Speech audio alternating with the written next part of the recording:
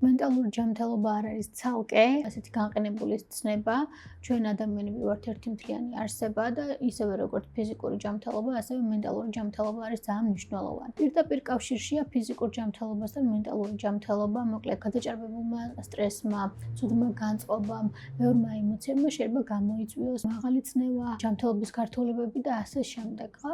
და ძალიან ბევრი დაავადების წყარო ზუსტადაც არის ეს მენტალური ჯანმრთელობა და ეს მენტალური კარგად ყოფნა, ფსიქოსომატური სიმპტომებიც არსებობს მოგეხსენებათ, რომელიც გვეუბნება იმას, რომ თუ მოგვარდება მოკლედ მენტალურ დონეზე რაღაცა საკითხები, ეს გამოვლინება, ფიზიკური გამოვლინებაც გაქრება. ასევე პირდაპირ კავშირშია ჩვენს ურთიერთქმედებასთან და ჩვენს ურთიერთობასთან. თუ ჩვენ ვართ კარგად მენტალურად ან ემოციური კეთილდღეობა გვაქვს, მაშინ ჩვენი ურთიერთობებიც უფრო ჯანსაღია. ასევე დამოკიდებულია ჩვენი მენტალური ჯანმრთელობა და ემოციური კეთილდღეობა ჩვენს ცხოვრების ხარისხზე.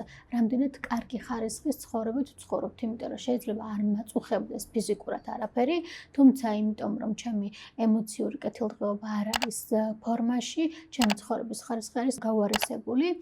მოკლედ ვერ აღვიქვავ კარგ მოვლენებს, მიმართული ვარ პირდაპირ ცუდი ფიქრებისკენ და პრაქტიკულად დაკარგული ვარ ჩემ ცხოვრებაში, არ მაქვს რეალობის ჯანსაღი აღქმა. ცხოვრების ხარისხის გაუარესება იწყებს ყველაფერს. არ გვაქვს ბედნიერების აღქმა, მაყოფილების განცდა, იმისი განცდა, რომ რაღაცა რეალურს, ჯანსაღს, მნიშვნელოვანს ვქმნით, მიგვაჩნია, რომ ჩვენი ყოფნა არ ყოფნით არაფერი არ გადაწყდება. არ ვანიჭებ ჩვენს ასე იგი ყოფნას დიდ მნიშვნელობას და ზოგადად ცხოვრებისეულ ფაქტებს არ ვანიჭებ დიდ მნიშვნელობას. კარგავთ ურთიერთობებს, აღარ გვაქვს ძალა, ენერგია, განწყობა იმისი, რომ გქონდეს კარგი ურთიერთობები, სოციუმთან გვირჩევნია მარტო ყოფნა, გამოცალკავება სოციუმთან, ასევე აღარ ვართ კარგი თანამშრომლები, მოკლედ ფუნქციონირებას წყვეტს ადამიანის დაზოგვის რეჟიმზე გადადის საკუთარ თავის. საბოლოო ჯამში ბუჭდება ადამიანის ცხოვრების ხარისხი. წარმოგიდგენთ, რომ რაღაცა გტყიოდეთ, მაგალითად ფიზიკურად კბილი გტყიოდეთ და მთელი თქვენი ენერგია არის კონცენტრირებული აი ამ კბილის გაყუჩებაზე, ხო, როგორღაც გაყუჩდეს ეს კბილი. დაახლოებით ეგ არის, როცა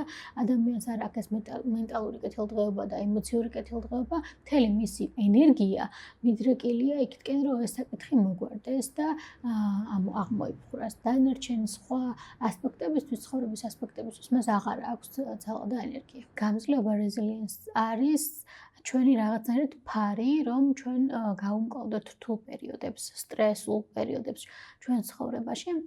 მოკლედ ადამიანებს მიგვაჩნია ესეთი რამ, რომ რაღაც სირთულე, როდესაც გაჩნდება ჩვენ ცხოვრებაში, ეს ქარტეხილი დასრულდება და ამის იქით ქარტეხილი აღარ იქნება. სინამდვილეში ერთ ქარტეხილს მოყვება სიწყნარე და მე აუცილებლად მოყვება ეს მომდევნო ქარტეხილი, ხო, განსხვავებული ფორმით, განსხვავებულ სფეროში ცხოვრების. თუმცა სულ არის რაღაცა გამოწვევები ადამიანის ცხოვრებაში და ეს რეზილიენსის გამძლეობა გვეუბნება იმას, რომ ადამიანს უყალიბდება მიდგომა შემდეგნაირი, რომ ნებისმიერი მარცხი არ არის დამარცხებისა და დანებების ტოლფასი, ნებისმიერი მარცხი არის ზრდის და სწავლების შესაძლებლობა, ანუ ზრდაზე ორიენტირებულ გონებას ეძახიან ამას, როცა შენ შეგიძლია, რომ ნებისმიერი შენი წარუმატებლობა აქციო გაკვეთილად და ეს გაკვეთილი მე მომავალში გამოიყენო როგორც თავდაცვის იარაღი, ასე ვთქვათ, ფარი რთულ სიტუაციებში, ხო?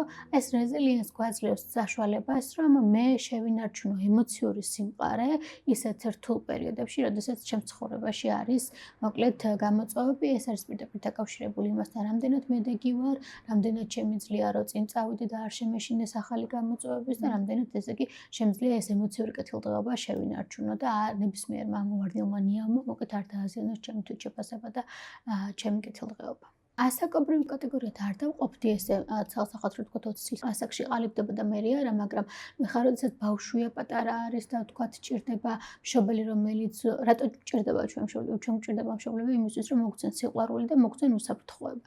ამიტომაც ჩნდება მიჯაჭვულობა ბავშვსა და მშობელს შორის რომ მას დამოუკიდებლად არ შეუძლია ეს უსაფრთხოება და სიყვარული მოიპოვოს, ხო?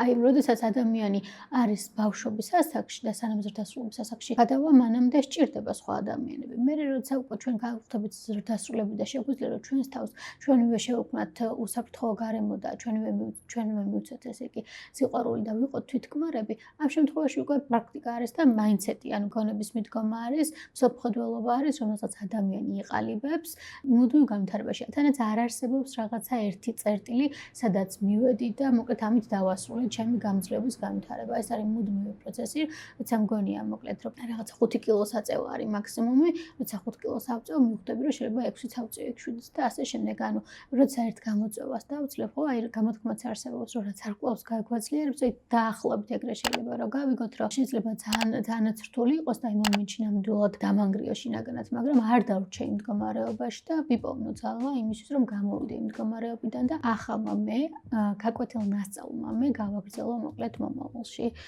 წინსვლა და ვიცოდე, რომ აი ეს კონკრეტული გაკვეთილი, რომელიც მომცა ცხოვრება, შემიძლია გამოვიყენო სხვა სიტუაციების გამკლავებაში.